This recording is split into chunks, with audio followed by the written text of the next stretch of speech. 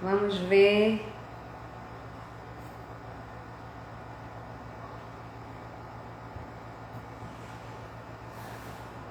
Aguardar a Ju para esse momento singelo.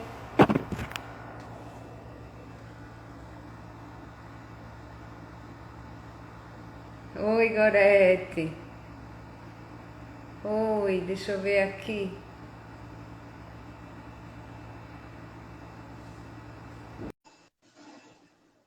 Ju, você tá aí?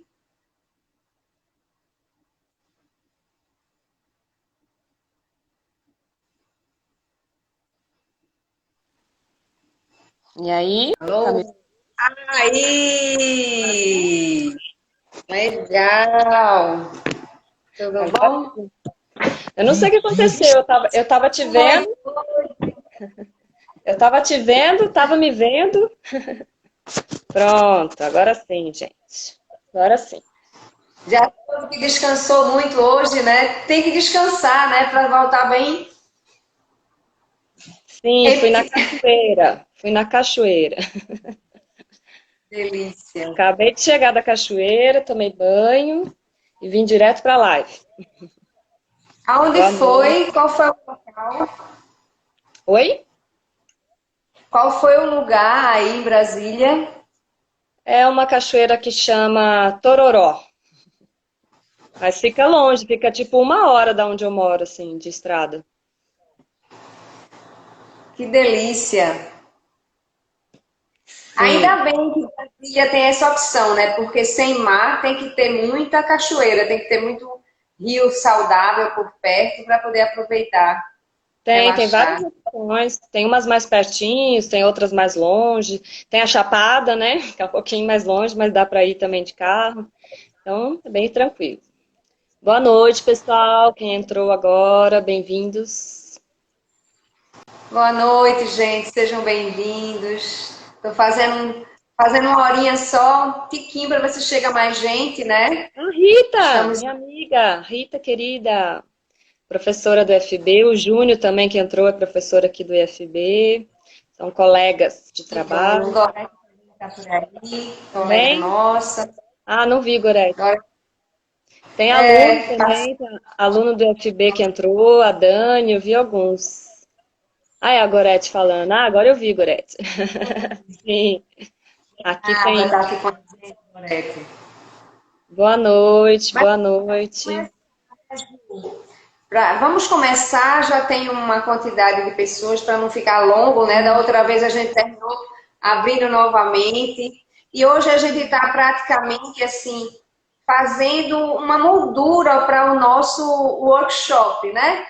Eu tinha planejado esse workshop o ano passado, mas como você tem um horário bem dinâmico, né, de dedicação exclusiva na universidade, aí ficou inviável. Mas agora, nessa brechinha das férias, aí a gente enxuga esse workshop. Precisaria ser em uma quantidade maior de tempo, mas pelo menos a gente experimenta, né? As pessoas, a maior parte do público de dança não conhece o trabalho de Rolf, e a gente começa esse momento falando um pouco dele, né?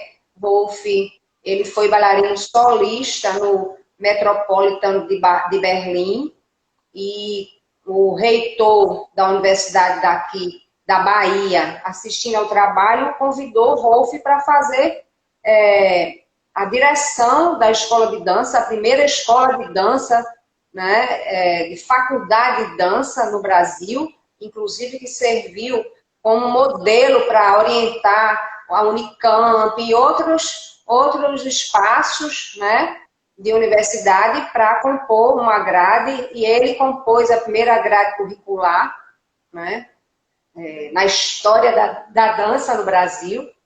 E eu tive a oportunidade de ser aluna de Rolf já quando ele já havia saído da universidade, na década de 80, fazendo as suas vivências. Ele fazia imersões assim, bem intensas, deliciosas, né, com improvisação, com muito processo criativo. E ele, na verdade, entrou inicialmente num processo acadêmico, né? Saiu como bailarino de lá da Alemanha e veio para cá para poder fazer esse currículo e assumir a direção da escola, construiu inclusive um GDC, né, um grupo de dança contemporânea dentro da universidade.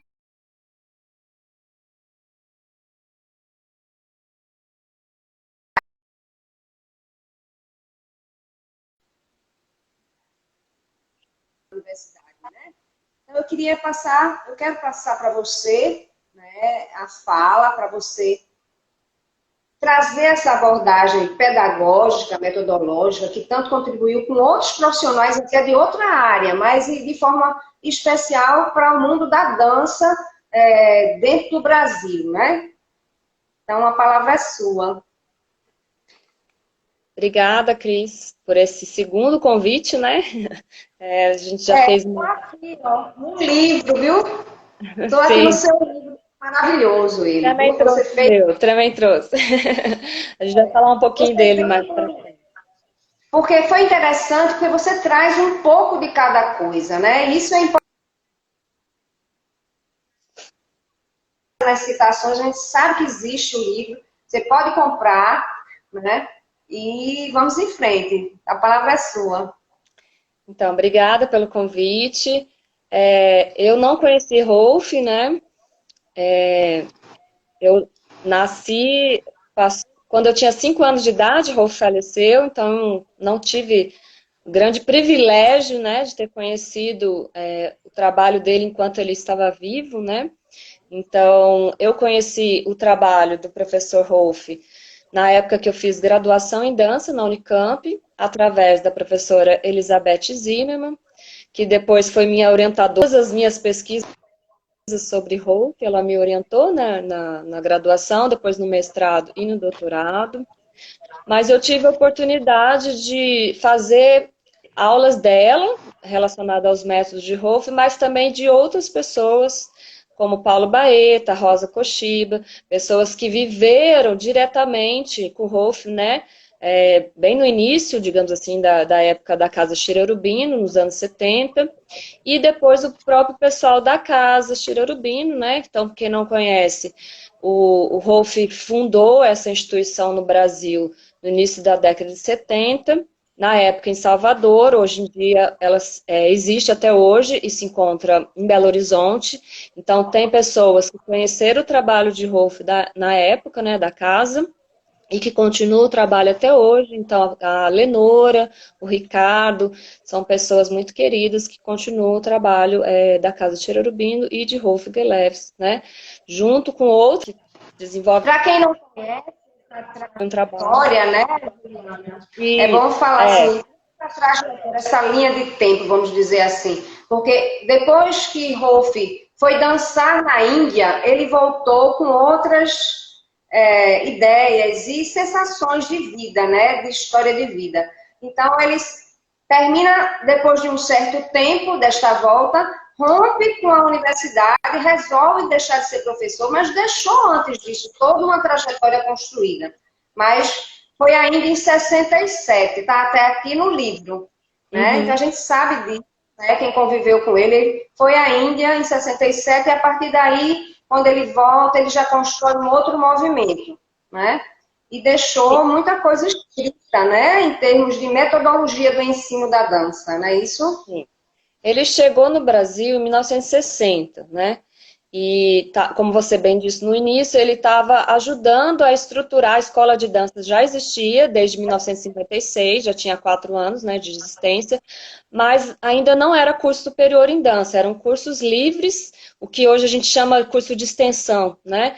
Então tinha aula para criança, tinha aula para adolescente, para adulto, aulas de dança, né? Tinha grupos de dança, ensaiava, fazia apresentação, tinha aulas, mas ainda não era estruturado e reconhecido pelo MEC enquanto curso superior em dança. Então, Rolf veio com essa missão de estruturar, né, o primeiro currículo de curso superior em dança do país.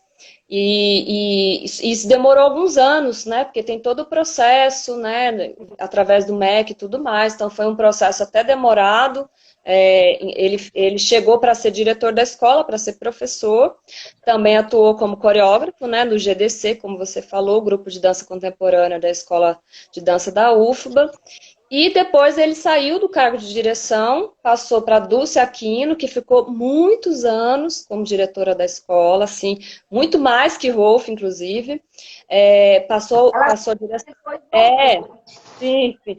Ficou muito tempo dirigindo a escola, né, seguindo todo esse currículo que o Rolf estruturou.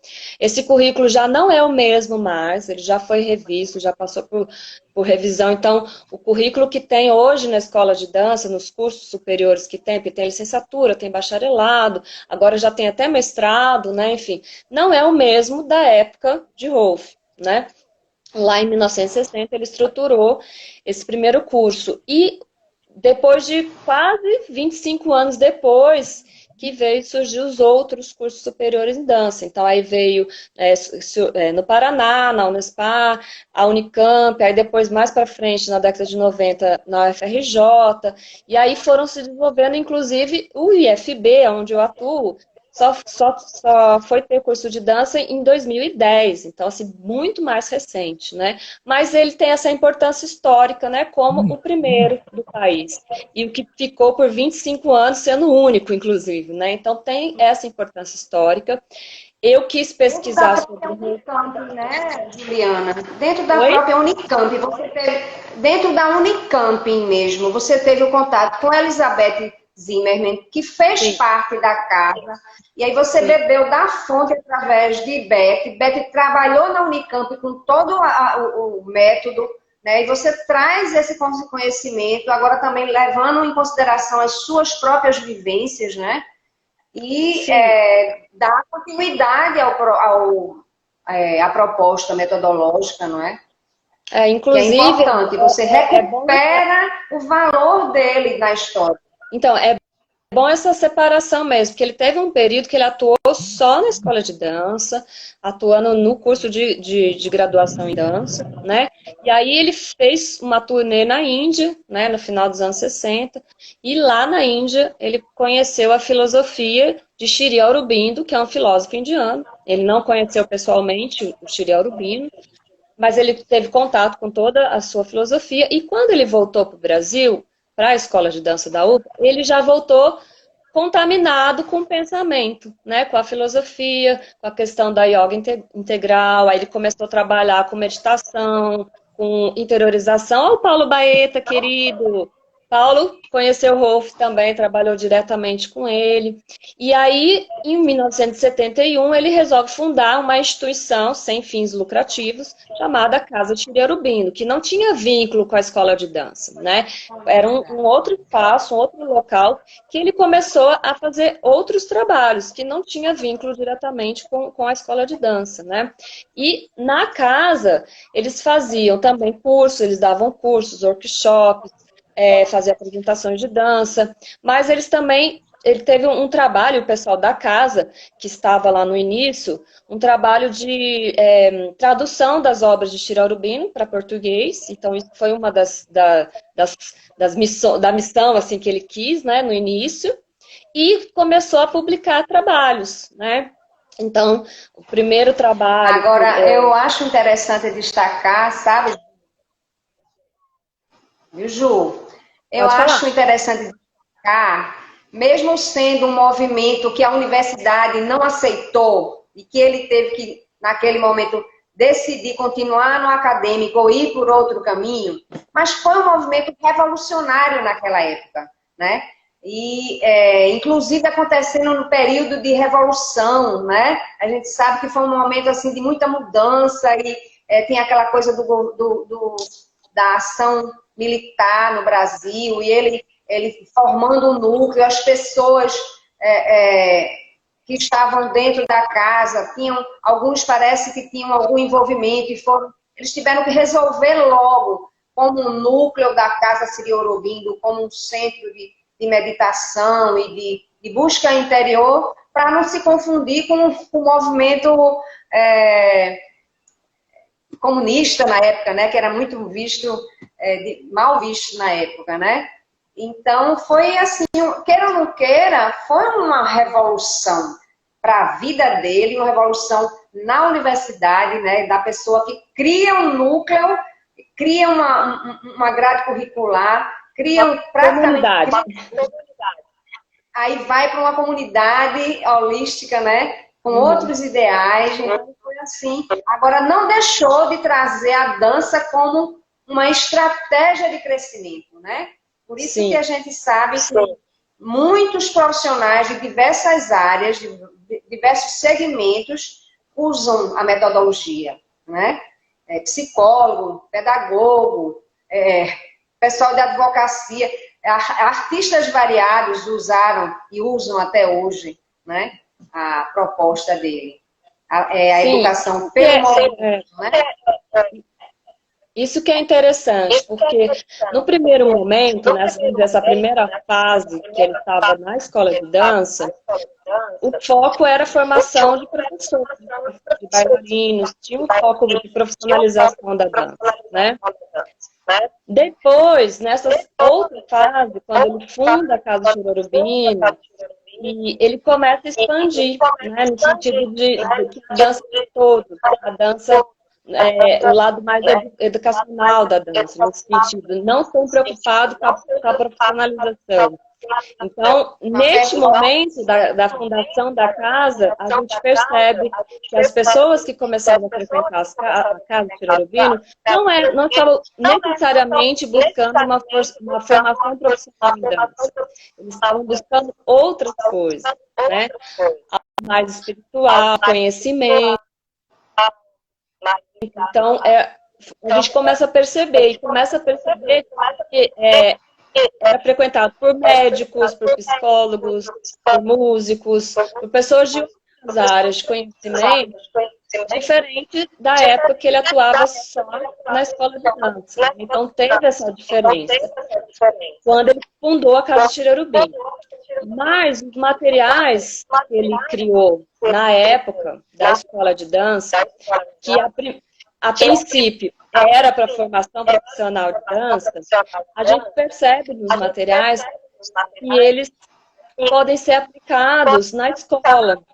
Então, é um material muito rico, não somente para formação profissional de dança, mas para arte e educação. Então, eu, por exemplo, trabalhei com métodos didáticos de Hope em escola, em educação infantil, ensino fundamental, ensino médio, né? Então, outros espaços educacionais, que não de formação de bailarino e profissional, né? Mas também uso com os meus alunos de graduação em dança. Então, são materiais que a gente consegue usar em diversos contextos educacionais. Então, essa é a riqueza desse material, né? O que a Gorete está falando aqui? Deixa eu ler. Rolf ensinava com seu pensamento filosófico que a dança se integraliza com todos os sistemas corporais. Sim. E, na verdade, se você situa o trabalho de Rolf no que acontecia de vanguarda na Alemanha, né, porque ele pertenceu à escola alemã, então, assim, historicamente, a gente tem, antes de Wigman, né, o Laban, né? Inclusive, na guerra, Laban sobe para a Suíça e também Wigman sai. Os dois saem da Alemanha e se encontram ao acaso na Suíça. E ela passou a ser aluna de Laban, passou a ser depois discípula de Laban, e quando volta para a Alemanha, desenvolve todo um trabalho. A trajetória, tanto de um quanto do outro, era das artes, não era só a dança. Depois trouxeram para a dança, né? Então, Laban fez escola de belas artes. Wigman começou, salvo engano, com o canto. Depois entrou em dramaturgia para, por último, trazer para a dança. Então, a gente vê tudo isso em Rolf. Rolf não era só movimento.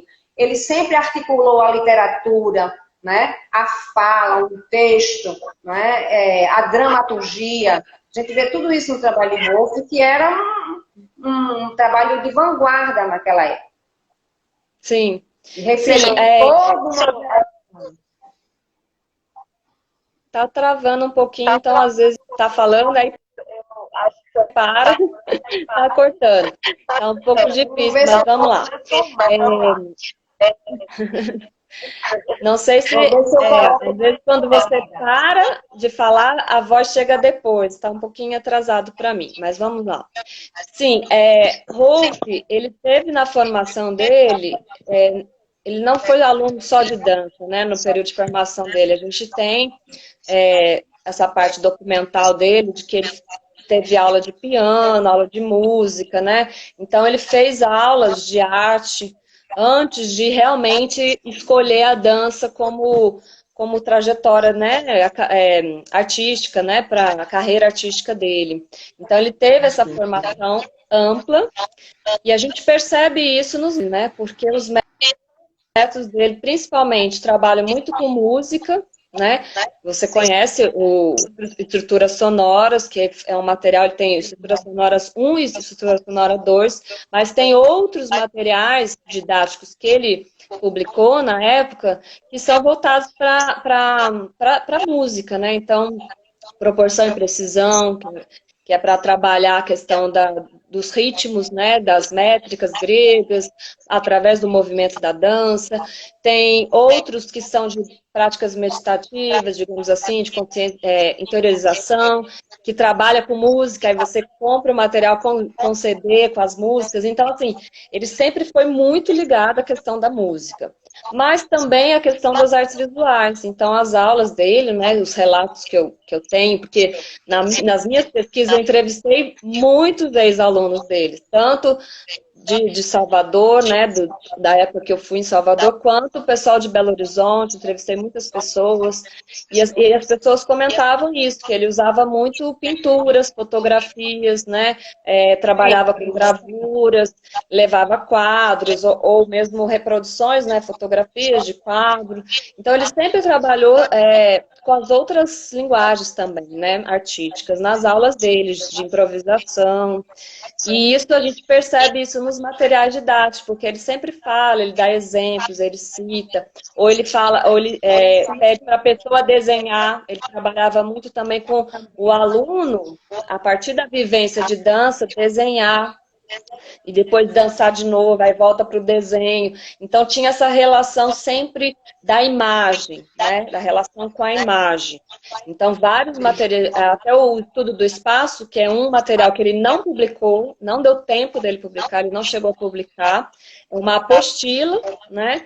Datilografada, em máquina de escrever, mas uma apostila grande, assim, de várias páginas, com uma introdução teórica e várias propostas de exercícios de improvisação em dança, a partir... É isso que a gente quer, né? A partir do estudo do espaço, né, da percepção, a partir das concepções de estudo do espaço que ele desenvolveu, né, a partir da didática dele. Então, é um material riquíssimo. Ele não chegou a publicar na época, então só tem a apostila. O professor Paulo Baeta tem um projeto lá na UFMG, ele é professor de dança da graduação da UFMG, ele tem um projeto de publicar esse material, né? Inclusive os outros que já foram publicados, mas que estão esgotados. Por exemplo, o estudo de forma também, esse ele publicou pela editora da UFBA, no final dos anos 60, e também está esgotado, também não existe mais, né? Então, a gente tem acesso só a partir de xerox e do material original. E o próprio Estrutura Sonora Zoom também não tem mais o original. Também a gente só tem acesso, a Casa Tirarubino faz esse material, essa cópia, né? Mas a versão original não existe mais, né? Só quem tinha da época e a gente não consegue adquirir. Então, existe um trabalho do professor Paulo Baeta de reeditar esses materiais, estruturas sonoras, estudo do espaço e estudo básico de forma, que são os primeiros, os mais antigos, né? Que aí depois vieram outros, e aí tem exemplares. Então, quem quiser adquirir esses materiais, pode acessar o site da Casa Chiriarubindo, casastiriarubindo.com.br, e pode entrar em contato com a Lenora, com o Ricardo, a Anelisa, o pessoal lá da casa, e adquirir esses materiais. Então, esses é possível adquirir. Esses mais antigos, lá do começo, lá da escola de dança, esses realmente não tem, né? Então, aí, a minha pesquisa, quando eu comecei a pesquisar roupa, foi nesse sentido, de resgatar lá o início, lá da escola de dança, que não tem publicação de fácil acesso, né? Então, eu fiz 2 iniciações científicas e depois fiz o mestrado. E o mestrado eu foquei exatamente nesses 3 primeiros materiais, que é o estudo do espaço, que só tem apostila, o estudo básico de formas, que tinha livro, mas já não existe mais, e estruturas sonoras, que a Casa Tirarubina ainda consegue vender esse material, vem junto com CD, tem tudo mais. Então, foi no sentido desse resgate desses primeiros, né, dessas primeiras publicações, que eu quis fazer o mestrado, né, para resgatar. Então, o meu mestrado... Isso. Um resgate maravilhoso, porque você, inclusive, faz 2 livros, né? publica 2 livros. Então, né? o mestrado, primeiro material que você fez o mestrado, você tem que reeditar, né? Porque está riquíssimo também. Você trabalha com forma, né? E a gente sabe que além de ter criado as disciplinas, ele também era o professor regente dessas disciplinas. Né? Então, assim, há uma série de conteúdos que você resgata nesses livros, um documento fabuloso. O mestrado eu defendi em 2012 na Unicamp, e aí em 2014 uma editora de Curitiba me convidou para publicar em livro. Eu publiquei em 2015, então este aqui é o meu mestrado, é o mestrado inteiro, né, completo, mas infelizmente em 2019 a editora fechou, então também nem eu consigo mais esse meu próprio livro, eu só tenho esse exemplar que é o meu, né? Mas, assim, eu vendi muitos exemplares na época. Eu mesma vendi, acho que 120 exemplares. E a editora vendeu também vários, né? Então, assim, circulou essa publicação. Eu estava fazendo doutorado na época, eu via em congressos, eu fui em vários congressos, né, nos 4 anos de doutorado. Então, eu levava sempre uma quantidade de livro na bolsa, assim, e vendia nos eventos. Então, também doei vários para várias bibliotecas de graduação em dança, doei para várias instituições, até onde não tinha, para a USP, por exemplo, que não tem dança, mas tem teatro, doei para a USP, para a Unesp, para a Unicamp, no Sul, na Federal do Rio Grande do Sul, para o Norte, eu encontrava professores dessas universidades e eu dava, você quer levar um livrinho e tal, então, para a biblioteca, então eu consegui dar uma circulada nesse material antes da editora fechar. Mas agora eu preciso realmente reeditar. Por que eu não reeditei? Porque logo depois que lançou esse livro, a professora Elizabeth me fez uma proposta de um outro projeto para organizar um livro sobre Rolf, porque assim, o mestrado é sobre Rolf, mas tem outras coisas, né?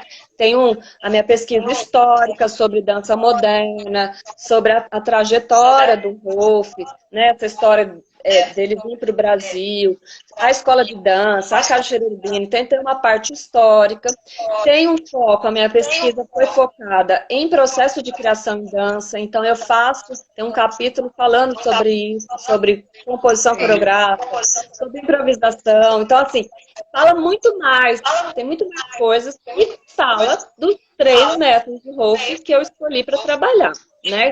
Com alunos lá da Unicamp, montei um espetáculo com eles, então tem toda a trajetória de montagem do espetáculo. Então, tem muita coisa no livro, não é só sobre Rolf, é também da minha pesquisa de mestrado. Aí, a professora Elizabeth veio com um projeto que começou em 2014, mas só foi se concretizar em 2020, demorou 6 anos para o projeto se concretizar. O projeto dela era reunir vários autores, pessoas que conheceram ou que pesquisam sobre Rolf, para fazer uma publicação focada no Rolf. Tanto que o livro chama Rolf Gelewski, Vida e Obra. Então, tem textos do próprio Rolf, tem fotografias do Rolf, né? O pessoal da casa cedeu para a gente colocar no livro, tem textos do Rolf, tem todo um levantamento que eu fiz nas minhas pesquisas de atuação artística do Rolf no Brasil, das obras publicadas. Então, este é mais específico só sobre Rolf, né? E esse a gente conseguiu lançar no começo do ano passado, né? Ficou pronto, a publicação ficou pronta no começo do ano passado, e esse a gente tem exemplares para vender. Então, esse é um pouco mais fácil de acessar. Quem tiver interesse também, quiser conhecer mais o trabalho, pode entrar em contato comigo. Esse aqui eu tenho exemplares e posso mandar pelo correio. Inclusive a Cris, né? Comprou, né, Cris? E eu enviei para você. Algumas pessoas também aqui em Recife, eu falei do trabalho e conviveram com o Rolf e já compraram. E tá muito bom, sabe? Ele está bem, assim, pertinente e fiel, sabe? Porque a gente que vive as imersões de movimento com ele, a gente vê toda uma fala e toda uma trajetória, assim, clara, né? Você é muito objetiva nas suas pesquisas, na sua fala. Tá bem gostoso, prazeroso, sabe? Fácil linguagem, tá ótimo. Inclusive o Paulo, né? Comprou também, isso mesmo. Estou vendo as pessoas escrevendo ali no chat. Acho que é a Fernanda, né, de Uberlândia, que comprou também. Então, assim, esse livro, ele tem textos, por exemplo, do Paulo Baeta, né, que estava aqui na live, não sei se ele ainda está. Tem textos da Elizabeth, tem textos de algumas trechos de entrevistas que eu fiz de ex-alunos de Rolf, então Carmen Partenotto, a própria Lenora, o próprio Paulo fez depoimento, a Ariamane é uma pessoa que trabalhou muito com Rolf no início, né? Que mora na Índia agora, mas enfim, ela escreveu texto. O Ricardo, da Casa Chirarubina, a Lenora. Então, assim, é um material que a gente tentou reunir várias pessoas, né, que conheceram o trabalho e que quiseram escrever algo, né, produzir algum material, algum depoimento sobre o trabalho de Rolf. Não é um material completo, porque para fazer completo teria as reedições, né, desses materiais que não tem, que é o que o Paulo está tentando fazer, né? Espero que ele consiga fazer essas reedições desses materiais, que isso é muito importante, né? Que as pessoas tenham acesso ao material didático como ele é. No meu mestrado, eu não fiz cópia de todo o material e colei aqui dentro, né? Eu dou exemplos de alguns exercícios, eu explico os exercícios, explico os conceitos, né? Faço desenhos, tabelas comparativas, eu tento explicar o pensamento que tem por trás dos 3 materiais didáticos, mas não tem os 3 materiais didáticos aqui dentro desse material, né? Nem aqui nesse, também não tem. Então, tem um texto da Elizabeth falando de alguns métodos didáticos dele, tem do Nestor falando do proporção e precisão, tem do Paulo. Então, assim, a gente fala sobre os materiais, mas não é o material em si. Então, é importante ter essas edições desses materiais, né? Mas, por outro lado... Diana, Oi. No caso, você cita no início do livro desse, Vida e Obra, como foi valorizada na criação dessa primeira grade curricular as disciplinas criativas.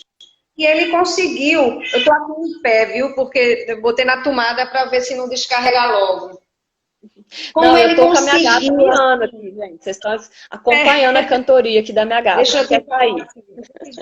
As disciplinas de improvisação, estudo do espaço, estudo da forma, a rítmica métrica, composição, coreografia 1 e 2.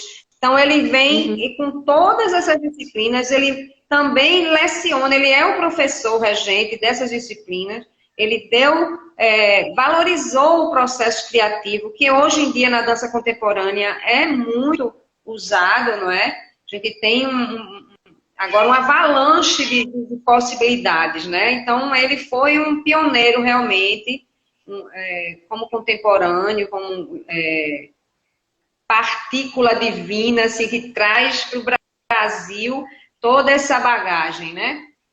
Sim. Então, eu queria que você pontuasse algumas coisas dentro da proposta, né, que a live chama-se a pedagogia. Então, eu queria, se fosse tu, se você pontuar alguma coisa da concepção dele de forma, e de forma especial, sobre espaço, porque é o foco do nosso workshop que vai acontecer, gente, dia 2 de outubro, né? Uma imersão, mas é pequena, são 4 horas, mas a gente tem um pouco de teoria e prática, é uma oportunidade boa de conhecer o trabalho, e começa às 10 da manhã no sábado, paramos ao meio-dia e retomamos às 14 horas e iremos até às 16 horas, né?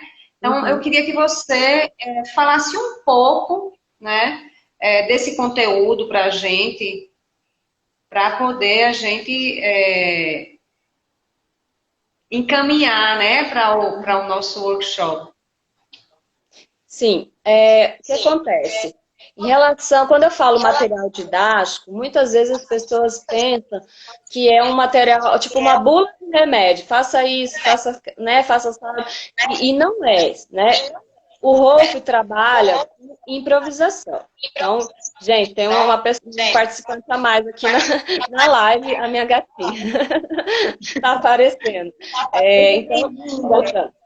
Ele trabalha com o conceito e os princípios de improvisação estruturada e livre. Então, ele trabalha com esses dois conceitos. Inclusive, ele tem um material que também não existe mais, que também não temos acesso mais só através de Xerox, que chama Ver, Ouvir, Movimentar-se, que ele trabalha com... Eu tenho Xerox.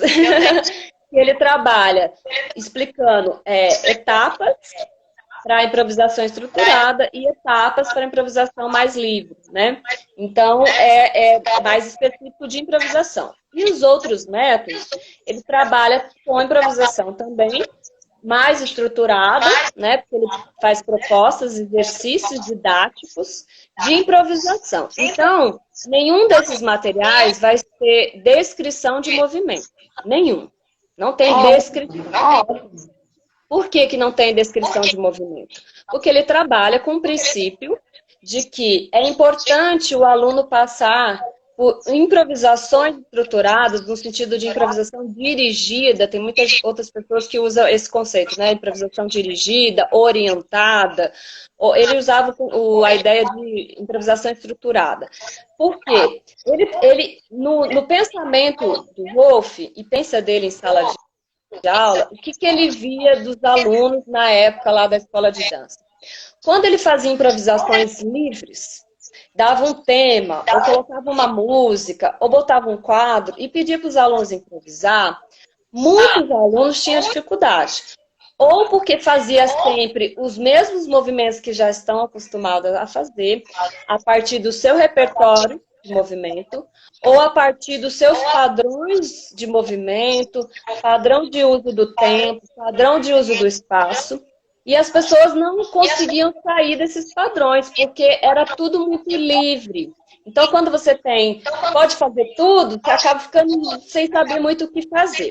Então, o pensamento dele foi estruturado no sentido de trabalhar esses elementos, essas ferramentas de uso de espaço, a relação entre música e dança e formas que tem a ver com a forma do meu corpo, né? Então, corpo, espaço e tempo, ele estrutura esses materiais didáticos, essas propostas, para que os alunos passem pela experiência de experimentar outras coisas que talvez eles não fizessem se fosse improvisação livre.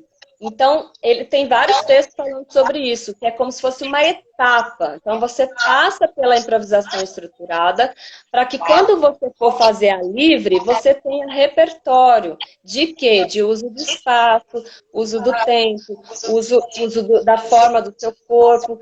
Então, com os meus alunos, eu falo isso, gente, ferramenta. Você pegar uma mochilinha e colocando opções. Ah, eu posso fazer assim, eu posso fazer isso, posso fazer. E quando você for criar a sua composição coreográfica ou a sua improvisação, você tem repertório, mas não é um repertório de técnica de movimento. Os movimentos, quem vai criar os movimentos são os alunos, eles que vão criar. O que o professor faz é orientação. Por exemplo, se for uma relação de espaço, né? Que a gente vamos focar mais no espaço, Cris. Se for no espaço, ele apresenta 3 dimensões do espaço, que são as metades, né? Metade direita, metade esquerda. Você pega a sala de aula, divide no meio, trabalha com as 2 metades. Então ele tem vários propósitos para explorar só uma metade, depois só a outra, em grupos, em solos, em duplas, uma dupla de um lado, outra da outra, essa relação. E exercícios de transição entre uma metade e outra. Então, propostas que trabalham com essa transição, com deslocamento. Aí tem, por exemplo, as regiões do espaço, que é idêntico o que o Laban chama de níveis. Só que Rolf chama de região da profundidade, região do meio e região da altura. Então, ele pega a sala, divide, né, faz 2 cortes horizontais e tem 3 blocos. E aí faz propostas de exploração e de transição entre uma e outra.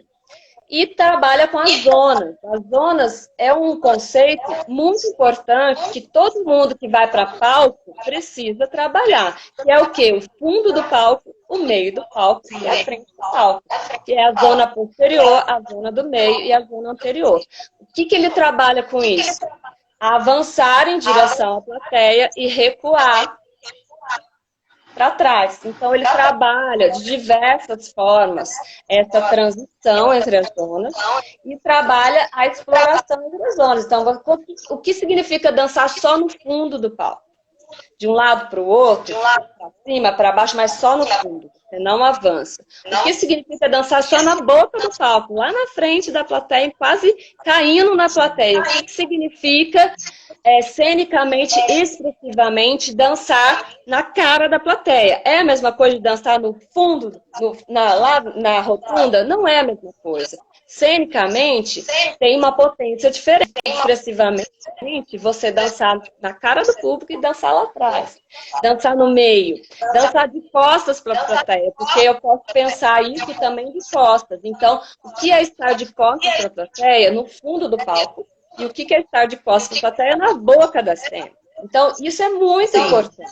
Tanto os lados direito e esquerdo, quanto as zonas e as regiões também. O que é dançar no alto e o dançar no chão? É a mesma coisa? Não é a mesma coisa. Então, são exercícios que brincam com essas possibilidades expressivas da ferramenta espaço. Então, eu faço cortes, né? E vou brincando e tem as combinações. Eu posso pegar zonas combinadas com regiões. Então, eu posso começar a minha cena no fundo do palco em pé, e vou desenvolvendo a cena e vou descendo. Eu vou avançando e descendo. Ou eu vou avançando e subindo. Entende? Então, ele vai subindo a região ou avançando na zona. Tá? Então, é riquíssimo esse material. E isso é só uma parte da apostila que chama dimensões do espaço. Aí tem uma outra parte, que são as direções. Aí ele vai trabalhar direções horizontais, direções verticais, que são só 2, né? O cima e o baixo, e as diagonais. Aí ele trabalha todas as diagonais possíveis. Então, é um outro trabalho só de direções. E no final, tem uma outra parte do material, que são caminhos no espaço, que eu acho maravilhoso, porque ele divide caminhos retos, caminhos curvos. E dentro dos caminhos retos, ele coloca retas isoladas, retas interligadas e formações fechadas, quadrados, triângulos, combinações entre quadrados e triângulos. E aí é um material riquíssimo. E os curvos também, curvas isoladas, curvas interligadas, circunferências, espirais. Trabalho de espiral é a coisa mais linda que tem. Espirais concêntricas, excêntricas. E isso você pode trabalhar com criança.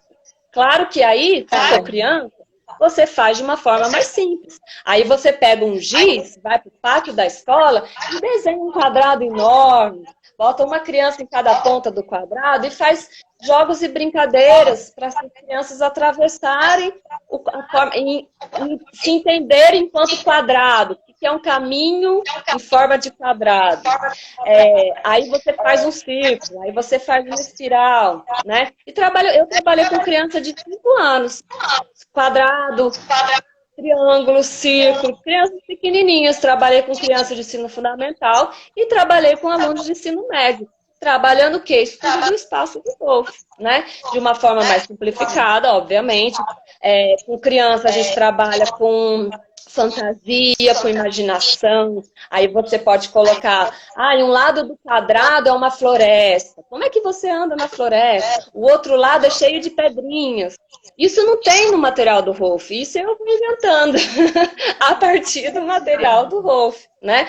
Porque você tem que adaptar o material para a faixa etária e para o contexto educacional, porque uma coisa é a escola, outra coisa é a faculdade de dança, uma coisa é academia de dança, estúdio de dança, são contextos diferentes. Então, quem tem que fazer isso? O professor de dança, né? Não é o material do Wolff que vai estar escrito. Se for criança, você faz isso. Se for adulto, você... Não tem isso, né? Ele tem exemplos, algumas propostas, e você cria em cima. Então, a riqueza do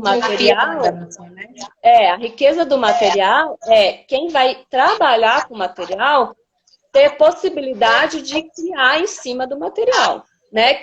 Fazer as suas propostas. Mas o que você precisa saber? Os princípios. Quais são os princípios? Como ele divide o espaço, quais são os cortes que ele faz, como é que ele trabalha com a improvisação estruturada, né? Ele não passa sequências de movimento, aí tem uma estrutura, tem alguma regrinha. Esse lado do quadrado só pode estar na região da altura. Como você vai caminhar, o aluno resolve. Vai ser na região da altura com movimentos curvos. Você passa 2 regrinhas, uma direção, e o aluno tem que criar. Então, ele está sempre incentivando que o aluno crie. Não tem como fazer uma aula de métodos de Wolff sem criar. Você chegar e só receber do professor, não tem como. Então, por isso que é importante, eu trabalho com os meus alunos de composição coreográfica, esses métodos. Por quê? Para que eles possam vivenciar essas ferramentas de espaço, de tempo e de forma, e que eles possam criar a dança deles a partir das ferramentas. Então, teve até a Maria... Isso é maravilhoso, Ana, porque vai a Maria foi minha autonomia. aluna. Ela escreveu, foi muito incrível fazer essas reflexões e colocá-las na prática. Com a professora Ju. Ela foi minha aluna de composição. Então, ferramentas, né? Você passa pelas experiências que talvez sozinho, uma improvisação livre, você não faria aquilo. Talvez você não fizesse um quadrado desse jeito, região da altura, com curva. Talvez você nunca fizesse isso, sem uma direção, né? Sem uma orientação. Então, o papel do professor que aplica esses métodos é desenvolver nesses estudantes, nesses alunos, capacidade criativa. Para uma simples, nada muito complexificado, né?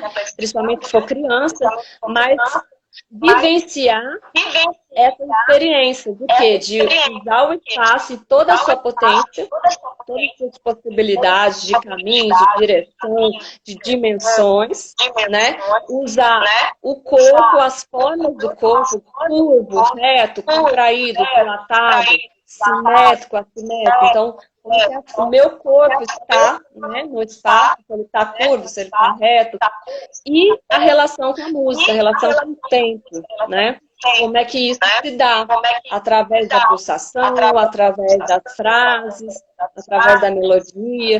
Então, ele tem todo esse trabalho de percepção de frases mais curtas, frases mais longas, um movimento só acompanhando a frase inteira, incluindo pausas. Você sabe, você deve ter feito muito mais do que eu, né, Cris? Ouvir a música, perceber as partes, perceber os temas musicais, né? A parte mais qualitativa da música, não só quantitativa, né? Mas perceber tema A, depois entra o tema B. Isso. Então, viu, Juliana? Então, ele sempre procurou aproximar a pessoa do trabalho. Ele não procurou fazer uma coisa assim, intelectual demais, que afastasse o público.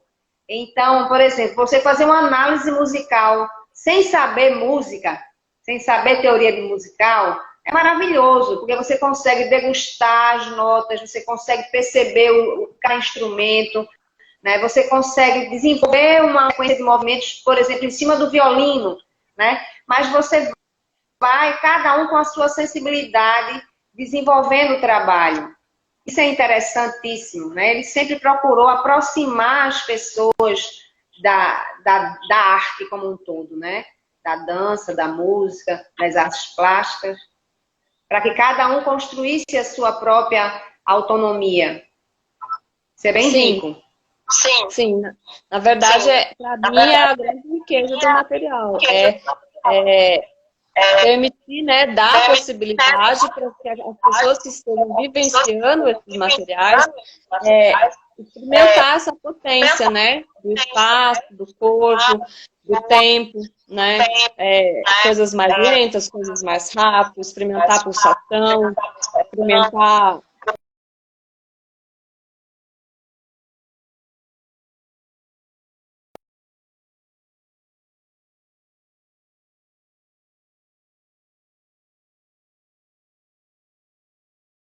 precisa ser um professor de música, né? Não precisa. Oi? Deu uma caída aqui. Eu vou voltar a botar na tomada, mas eu acho que é a rede, sabe? Não é nem a carga, que a carga tá cheia. Deve ser a internet. Deu uma caída mesmo. na tua. Uhum. Então, bom, perdi o raciocínio aqui, mas o que eu estava falando é da riqueza desses materiais, né? Tanto para pessoas que estão se profissionalizando em dança, né, alunos de graduação, alunos de curso técnico, enfim, que querem se aprofundar mais, mas também na vivência enquanto arte e educação, dentro das escolas, né, de educação infantil, ensino fundamental, ensino médio, enquanto vivência do corpo, vivência do movimento, pasto. A pessoa torna-se consciente do espaço, né? Como é o espaço onde eu vivo, onde eu estou? Como que eu posso me deslocar nesse espaço? Como eu posso subir, como eu posso descer, ir para frente, ir para as diagonais, explorar novas possibilidades, né, de uso do meu corpo no espaço e num determinado tempo. Então, essa potência, ela é muito rica, independente do contexto educacional, né? Para a formação de dançarino, professor de dança, ou no contexto da vida, da escola, né? Ele fala da importância da arte na vida, na formação do indivíduo, então ele tem vários textos falando sobre isso, né? A importância da arte e da dança, especificamente, né? Na formação do indivíduo, na formação integral. Então, é muito importante isso. Você está me ouvindo, Cris? Eu acho maravilhoso, sabe? Quando a gente não conhece o trabalho, por exemplo, quando eu cheguei para fazer a primeira vivência com ele, o primeiro workshop, eu prefiro chamar até de imersão, porque era muito maior do que um workshop, sabe? A gente saía assim, como se tivesse tirado a roupa do corpo, sabe? Assim, desnudado. E as construções do balé pesam muito, encoraçam muito o corpo.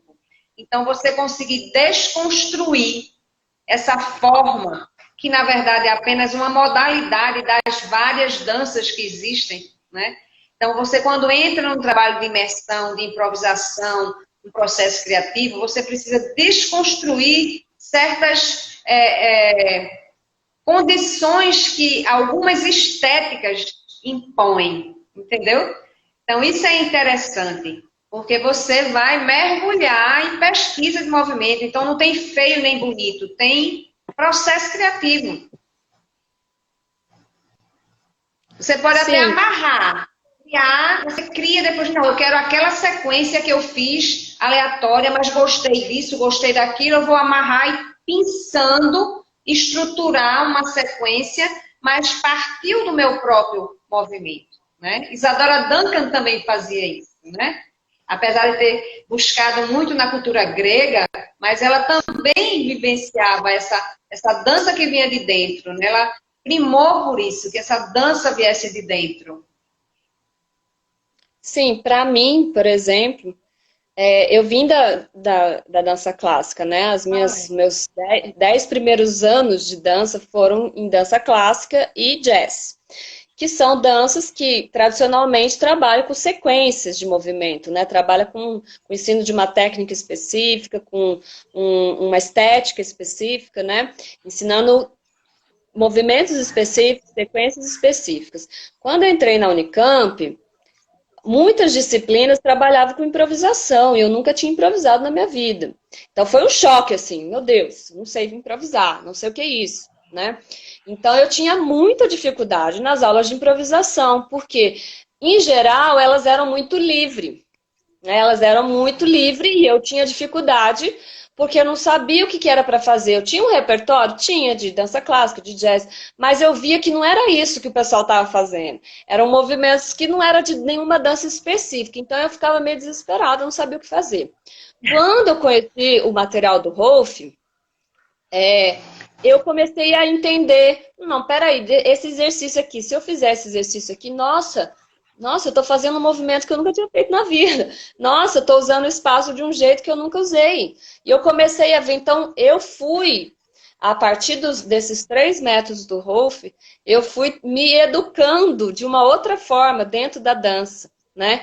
Que nem nas disciplinas lá da graduação em dança na Unicamp, eu não tive essa oportunidade. Eu fazia improvisação, fazia muito, mas eu sempre estava travada, eu sempre estava achando que eu estava fazendo alguma coisa errada, e com os métodos do Rolf, que depois eu fui investigar a fundo, porque eu fiz uma disciplina só com a professora Elizabeth, uma só, que ela mostrou alguns materiais, a gente fez alguns exercícios, mas foi muito pouco. Depois, quando eu fui fazer a iniciação científica, que eu me debrucei, eu destrinchei, assim, peguei a apostila e fiquei lendo, relendo, desenhando, falando, deixa eu tentar entender o que ele quis dizer aqui. Aí eu e É tal, e bem fiz assim aulas. mesmo. E fiz aulas com o Paulo Baeta também, que na época ele ia na casa da Beth uma vez por mês, dar um curso, aí eu fazia, ele trabalha com isso também, né, com os métodos de Rolf, que também foi me ajudando a entender os materiais, e eu fui experimentando no meu corpo, meio autodidata também, né, fui destrinchando os materiais, e aí aquilo para mim foi muito enriquecedor enquanto artista criadora. Porque aí eu vivenciei em mim essa potência de experimentar esses lugares que talvez eu não faria sozinha, né, na improvisação livre.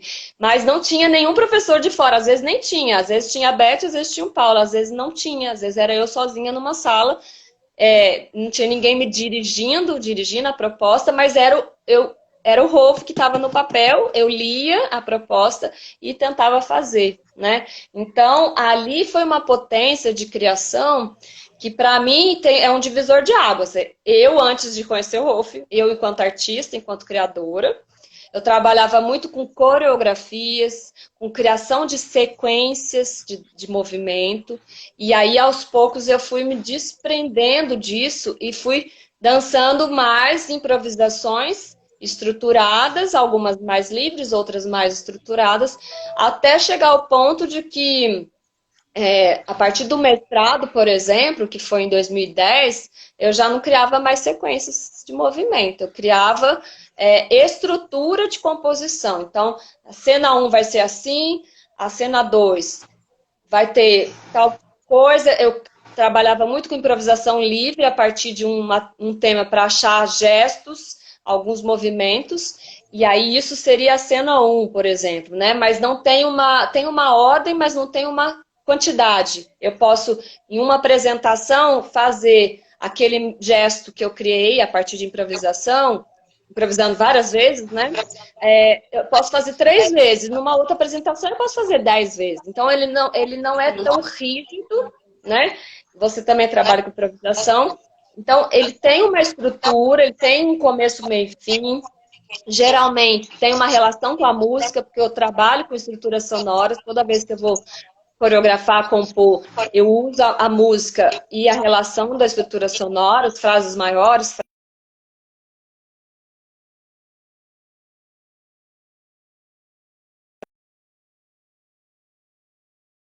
cena, como ela vai desenvolver e como ela vai terminar. E aí, se for um espetáculo, por exemplo, o meu espetáculo de doutorado tinha quase 40 minutos. E eu trabalhei dessa forma, né?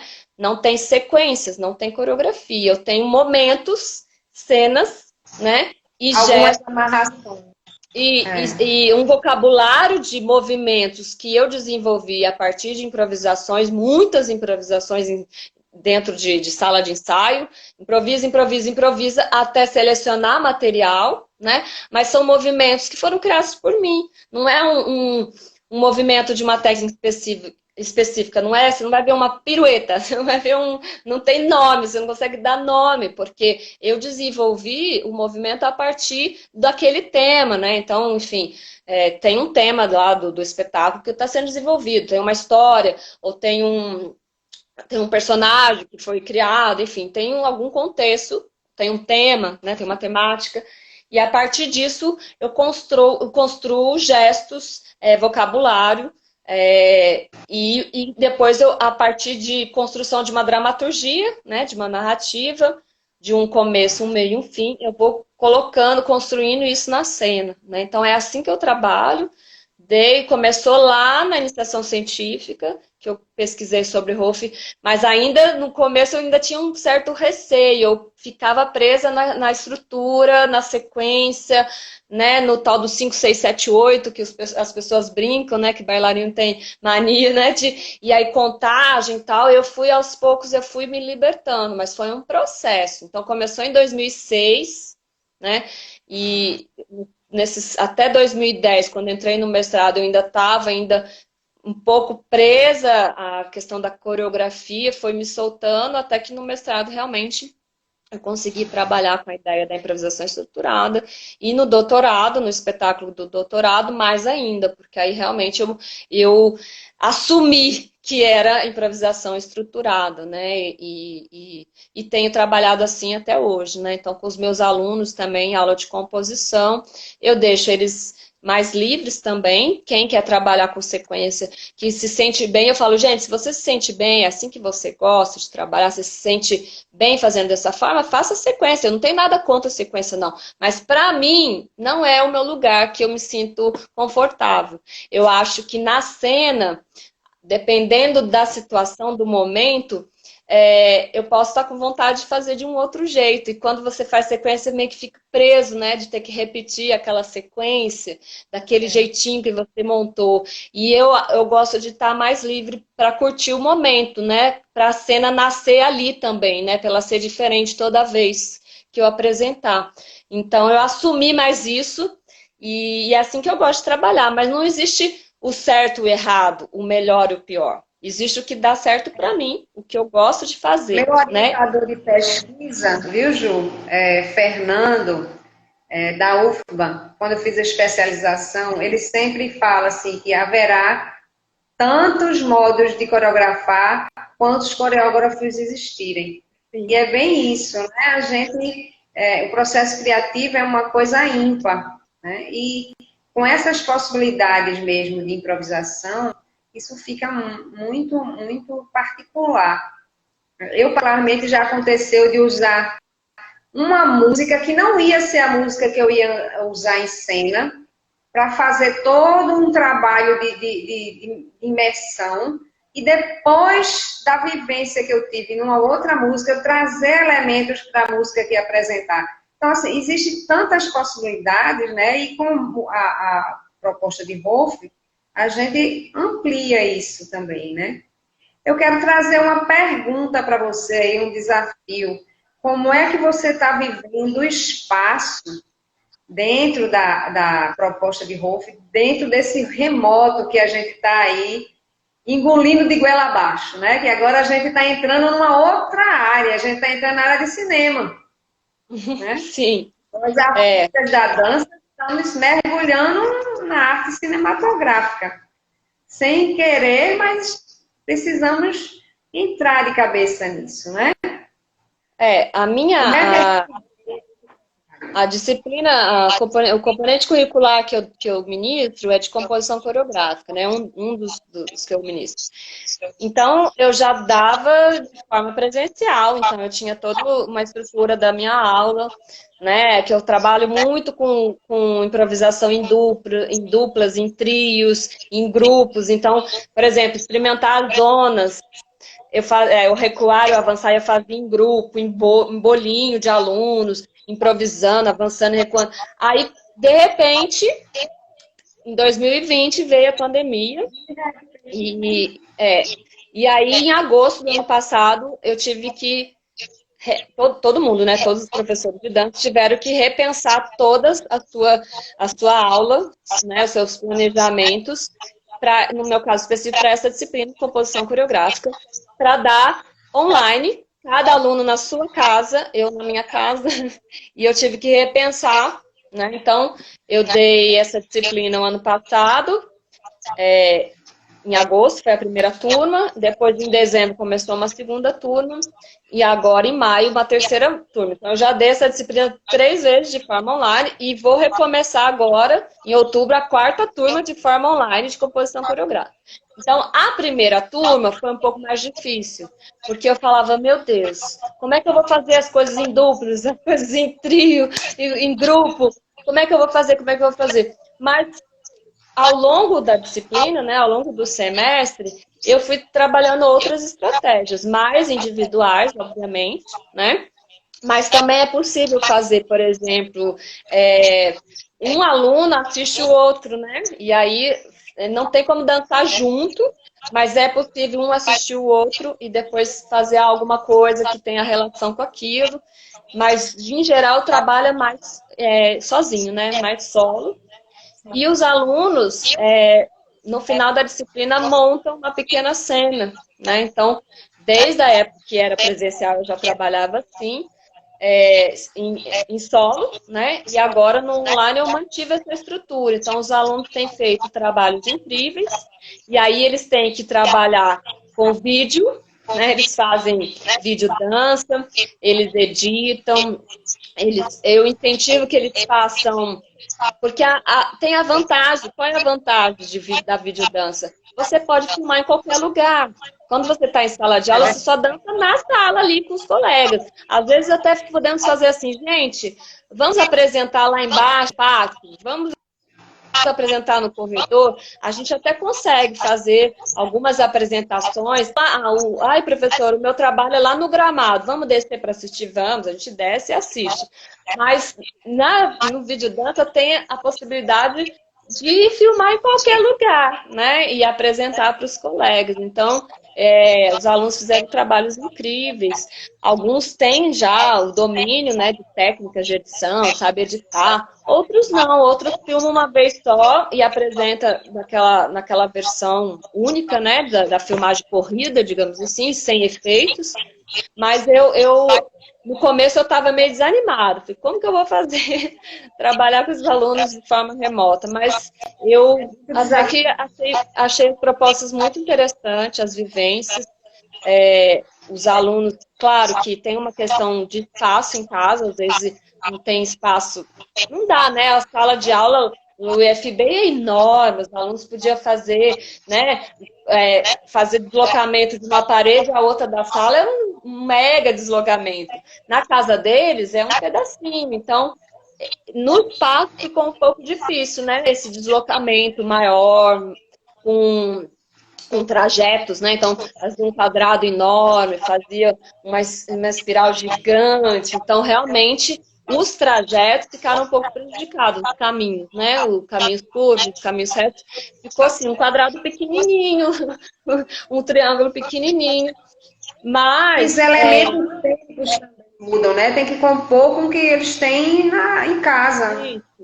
Mas mesmo assim, mesmo com essa dificuldade espacial, alguns alunos conseguiam, né, levar o celular para um pátio, para um quintal, para um espaço maior, e conseguia fazer. Outros tinham problema de realmente de espaço mais reduzido. Por exemplo, aqui na minha casa o espaço é minúsculo. Eu moro numa kitnet e muitos alunos assim também, com espaços pequenos, né? Mas a experimentação dessas ferramentas, né, dessas potências de uso de espaço, de forma e de tempo aconteceu mesmo com espaço reduzido e mesmo sozinho, né, em solo, né? Então foi uma vivência parecida com o que eu fiz quando eu estava na Unicamp. Eu pegava o material sozinha, ia para a sala de ensaio e ficava fazendo a minha investigação sozinho. Então foi mais ou menos um processo parecido que os alunos estão passando.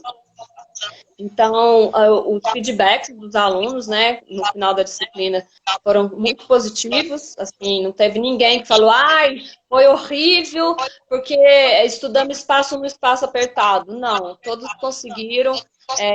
E eu propunha atividades para eles fazerem de forma assíncrona, né? Não junto comigo em aula, eu passava alguma atividade para eles fazerem depois, e aí eles iam para outros espaços, então ia para lugares, jardim, teve gente que fez improvisação em jardim, em escadas, várias coreografias, várias apresentações em escadas, em filmagens de cima para baixo, de baixo para cima, coisas incríveis, assim, com ângulos diferentes da câmera, em escada, corredores, os alunos fizeram trabalhos em corredores, coisas assim que talvez no presencial não desse tanto certo, né? Então, eu achei que foi bem rico. Não dizendo que eu prefiro o remoto, não prefiro, eu prefiro a presença, eu prefiro o presencial, mas eu acho que é possível trabalhar, né? E está sendo possível, estamos fazendo, e a próxima turma vai começar agora também, em outubro, e vamos continuar o trabalho de investigação de espaço, de forma, de tempo, para a composição coreográfica, né? E a gente agora, com essa possibilidade de montarmos um workshop dia 2, né, também vamos incluir esse remoto e essas possibilidades criativas de composição, né? Eu tive outras experiências também, eu dei, nessa pandemia, né, nesse período de ensino remoto, eu dei uma oficina no Festival de Artes do Instituto Federal de Goiás, foi também bem legal, foi sobre estruturas sonoras, então eu trabalhei com a questão da dança e música, foi online também. E o ano passado eu dei 2 aulas num curso de extensão de Roraima, lá do Instituto Federal de Roraima, que trabalhei com as coisas de Rolf também. Então, foi 2 experiências, além, né, dos meus alunos do IFB, que eu também fiz online, trabalhando os métodos de Rolf. Foi bem interessante também, né? Então, acho que é bem possível. E fica o convite para quem estiver assistindo a live, quiser fazer a oficina, vai ser dia 2, agora, dia 2 de outubro. E entre em contato com a Cris para se inscreverem. Sim. A gente vai se falando. Você quer dizer mais alguma coisa para a gente? Eu queria agradecer o convite, agradecer as pessoas, né, que estão aqui assistindo a gente. E também fica o convite, quem quiser conhecer mais o trabalho do Rolf, visitar o site, né, da casa, Shiri S-R-I, shiriaurobindo.com.br, para pesquisar mais sobre Rolf. Eles têm agora um canal no YouTube, quando na pandemia eles estão chiquérrimos, criaram um canal do YouTube, tem várias gravações, eles estão fazendo, né, Cris, reuniões regulares, em datas comemorativas, de aniversário do Rolf, isso, fazem encontros todo domingo, então quem quiser conhecer mais do trabalho de Shiri Aurobindo, né, e Rolf também, pode entrar em contato com o pessoal da casa, eles são ótimos. Tem as gravações todas no YouTube, vocês conseguem acessar por lá. E também, quem quiser comprar o livro também, pode entrar em contato comigo, no meu Instagram, né, Ju Passos Danca, pode entrar em contato comigo. E quem quiser fazer a oficina, workshop também, fica o convite agora para o dia 2 do 10. 10 horas. Oi? dia 2, às 10 horas. Isso, Começamos sábado, né? às 10, vai até às 12 horas. Paramos para o almoço, às 14 retornamos e vamos até às 16 horas, se Deus quiser. Isso. E a oficina vai focar o estudo do espaço. Então, esse que eu falei mais hoje, né? As dimensões, as direções dos caminhos no espaço, a gente vai passar um pouquinho, né? Não dá para se aprofundar, porque são só 4 horas. É só uma pequena vivência, não é um aprofundamento no material, mas é bom porque às vezes lendo, né? Se a pessoa pegar o livro para ler, talvez não entenda as propostas, né? Porque precisa da vivência, do corpo, né? Da experiência. Então, ter o livro e participar do workshop já dá para entender um pouquinho melhor, né? O método Rolf, os métodos do Rolf. Então, ajuda também. E eu vou reeditar esse material, viu, Cris? Eu vou reeditar. Já estou esperando. É porque esse aqui deu muito trabalho, enfim, a gente teve que investir um dinheiro, porque, né, não conseguimos, né, nenhuma editora de universidade. A Unicamp ia publicar, aí cortou verba, aí não conseguiu. Então, assim, teve um investimento, a gente conseguiu o apoio de uma pessoa que financiou uma parte da publicação. Então, a gente tem que vender esse material para recuperar também uma parte, né, do dinheiro investido. Então, por isso que eu não estou fazendo a reedição desse, que também é um investimento. A gente tem que pagar para a editora, e aí só depois, quando começar a vender, que aí vende de novo, né, e devagarzinho, porque é percentual das vendas, não é o valor integral. Então, eu investi nesse ano passado, né, então agora eu estou vendendo esse, mas em breve eu pretendo sim, porque esse aqui é um material muito importante, porque aqui tem os três materiais que não tem, né, publicados, e aqui eu explico mais cada exercício, cada proposta. Então, ele é um pouco mais detalhado, porque foi uma pesquisa de mestrado, né? Então, ele é mais aprofundado. Então, realmente, eu vou reeditar, tá, Cris? Mas tá aí no meu planejamento futuro. Então, tá bom. Então, agradeço o convite. Muito obrigada. Todo mundo que está aqui na live. E fica aí os canais, né? Quem quiser conhecer mais o trabalho do Rolf e o meu trabalho também, né, gente? Então, boa noite, muito obrigada. Sim, vamos fazer dia 2, estamos juntos. E muito obrigada por vocês estarem aqui. Obrigada, Juliana, mais uma vez. E foi muito bom esse momento. Gratidão. Obrigada. Vai Tem se umas falando. pessoas queridas aqui, meus amigos assistindo também. A Ana, tem um pessoal legal aqui assistindo. Beijo, gente. Obrigada, Obrigada, Cris. Beijo. muito obrigada.